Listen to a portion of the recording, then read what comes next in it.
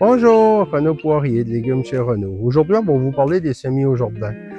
On se demande toujours, il est-tu temps de planter, il est-tu trop tard, c'est-tu le temps, ou qu'est-ce qu'on fait? Mais cette semaine, il y a le temps de commencer à planter dans votre jardin. Vous pouvez planter vos laitues, les laitues tolèrent très bien le froid, les pois, les radis, les carottes, les patates. Ça fait les légumes racines, les navets, vous pouvez tout planter ça, les choux-fleurs, les brocolis, toutes ces plantes-là, vous pouvez planter ça, les oignons, tout de suite. Les plantes, par exemple, qui préfèrent la chaleur, comme un peu comme les tomates, les piments, les courges, les citrouilles, ça, on va encore attendre. Mais c'est le temps de planter les autres cultures. Il y a aussi les fines herbes, la coriandre, le basilic, l'aneth, toutes ces choses-là qu'on a ici. Vous pouvez venir vous les procurer, ça pousse très bien en pleine terre présentement ou en pot aussi. Bon, les semis, comment est-ce qu'on fait pour planter ça comme il faut? Premièrement, vous allez prendre vos graines. Si vous avez des graines comme ici, j'ai des graines de fèves jaunes, vous voyez la grosseur de la graine. Il faut les planter assez creux pour que ça germe, mais il ne faut pas non plus que ça soit trop creux parce que sinon on ne pourra pas sortir. Une petite astuce que je pourrais vous donner, ceci c'est notre petit jardin pour la représentation. Si vous voulez faire un beau jardin droit, vous pouvez prendre votre pioche, votre manche, puis vous pouvez venir faire une pression dans le jardin comme ça.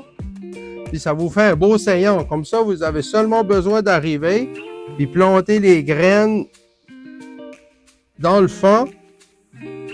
Et puis, par la suite, vous venez puis vous abriez. Normalement, quand c'est que vous avez des graines qui sont un peu plus grosses, comme les fèves, les pois, les citrouilles, les concombres, ces choses-là, vous allez les enterrer environ avec 1 pouce de terre par-dessus. Mais par contre, si vous arrivez avec des graines de betterave qui sont beaucoup plus petites ou des graines de carottes enrobées ou des choses de même, vous allez seulement mettre 1 demi-pouce de terre par-dessus.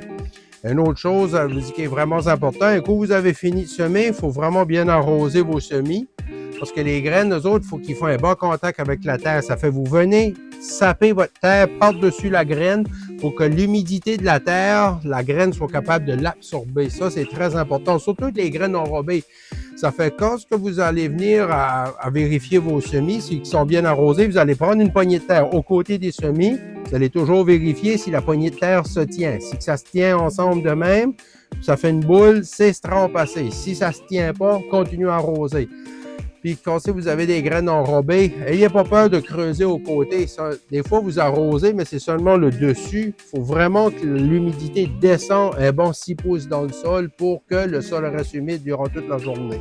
Tout ça pour dire, vous n'êtes pas obligé d'attendre au mois de juin pour commencer à jardiner. Vous pouvez passer nous voir chez Légumes chez Renaud à la Serre, puis ça nous fera un plaisir de vous guider.